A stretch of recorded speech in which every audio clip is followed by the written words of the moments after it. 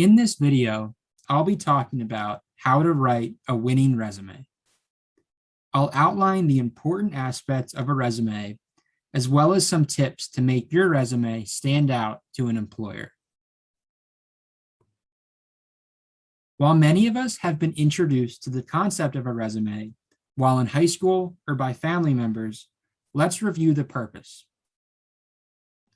A resume is an opportunity to advertise yourself by showing an employer the best representation of your skills, knowledge, and experiences.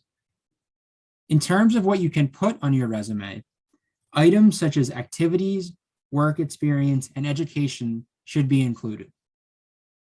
A resume should showcase your academic abilities as well as professional and extracurricular activities.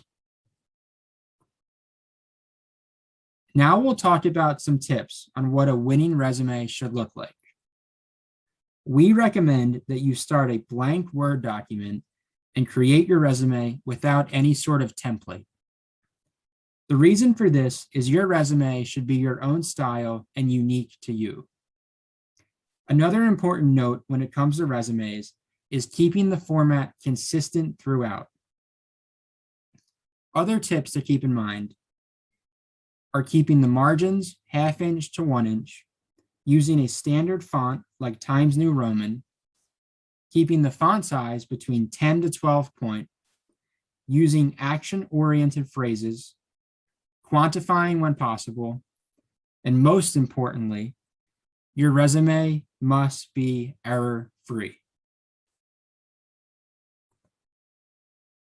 While there may be a temptation to jump right in when creating a resume, it is important that you ask yourself questions like who is your audience and what are your best skills, strengths, and qualities. These questions can help guide you throughout the process of creating your resume. In addition, reflecting on experiences you've had in the classroom, on a job, or in an extracurricular activity is a great way to consider your various experiences and what you learned from them. Contact information should be at the top of any resume you create. Typically, you would put your name a few font sizes larger than the rest of the resume as a way for it to stand out. You don't necessarily need to put your full address, but be sure to include the city, state, and zip code of where you are located. Also, keep in mind that if you are applying for a job or internship back home, it might make more sense to put your location as the city you are from rather than Villanova.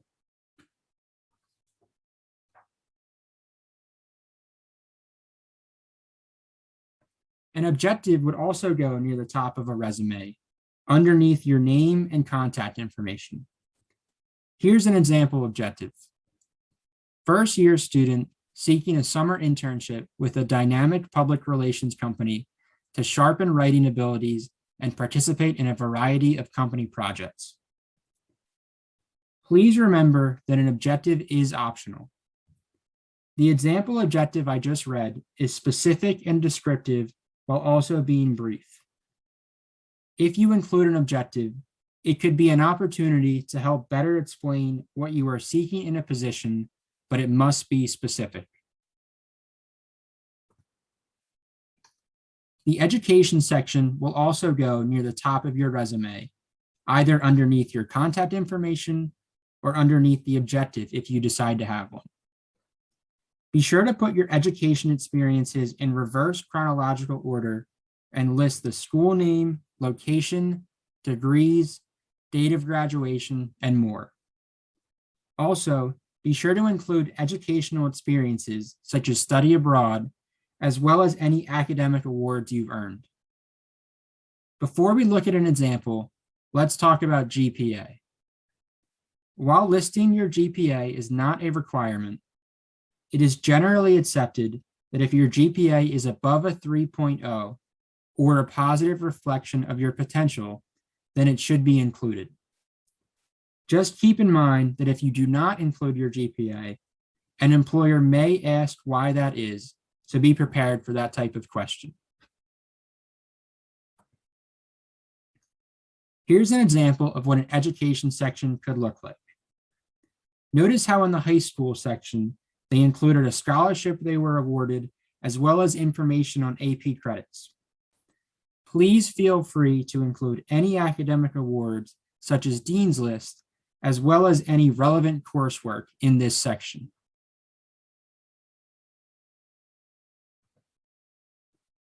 As I briefly discussed earlier, experiences can have a wide range. Some examples of experiences you could include are work experience, academic projects, activities, and more.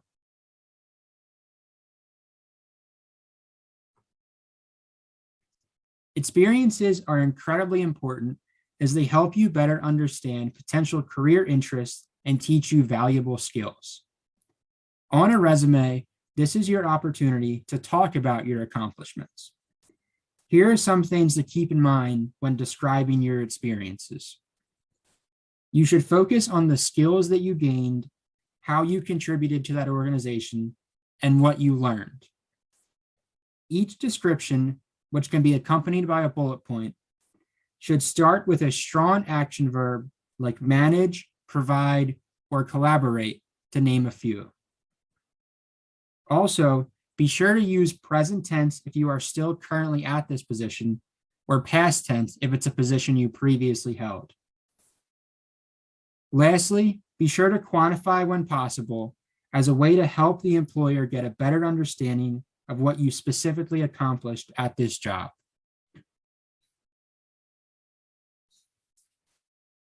Since work experience is a common section in almost any resume, I wanted to briefly discuss what that could include and give an example. Be sure that you include your position at the job, the organization's title, and the time you worked there. Also, this is another reminder that you should be specific when describing your work experience and begin each description with a strong action verb. Now let's take a look at the example. Notice how each experience uses a strong action statement to succinctly describe what they accomplished at this job. They also mentioned how they were given a reward for having the top sales numbers on 3 separate occasions.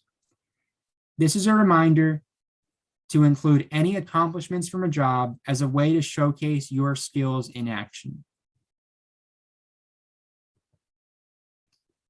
Another section that is common on resumes is one that focuses on extracurricular activities or leadership experiences.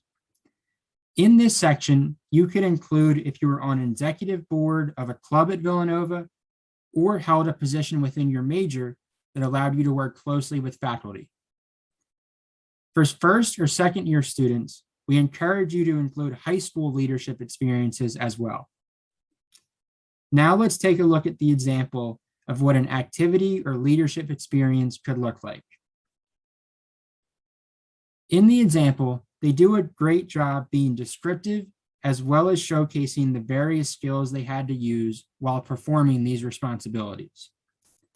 Skills such as communication, organization, or public speaking can be included in your description while explaining how performing these tasks helped you improve those skills.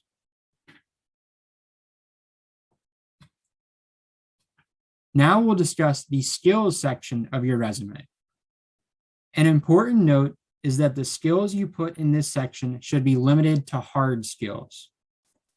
Some examples of what hard skills would be are computer hardware or software skills, clinical skills, technical skills, or foreign language proficiency.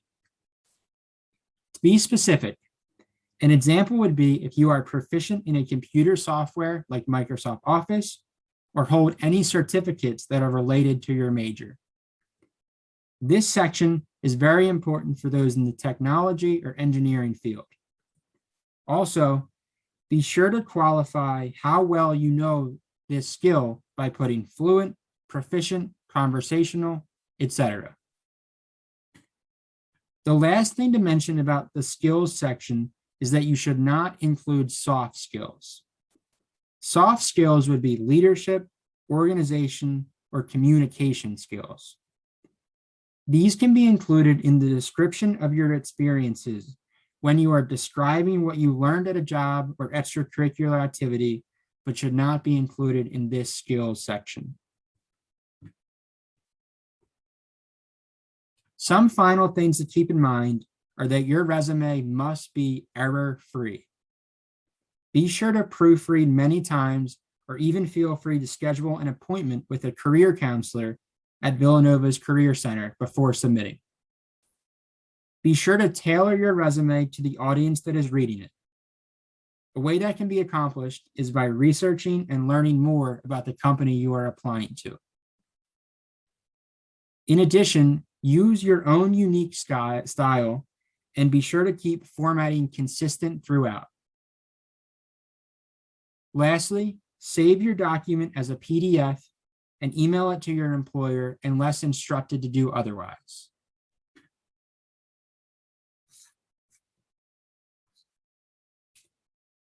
Before we end, I want to offer some additional resources that could help while creating your resume.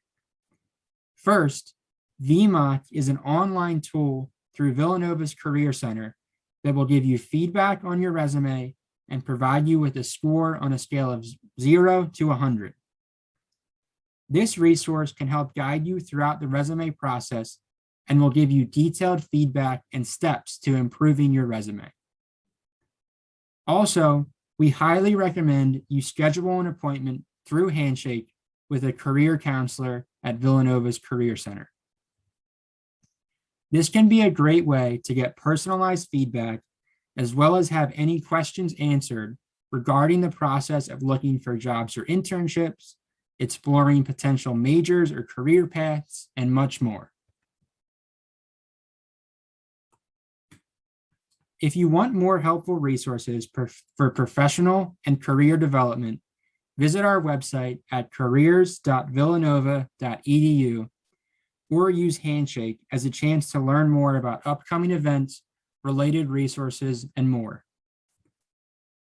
Thanks for watching the video, and please remember, the Career Center is here to help you with any and all of your career development needs.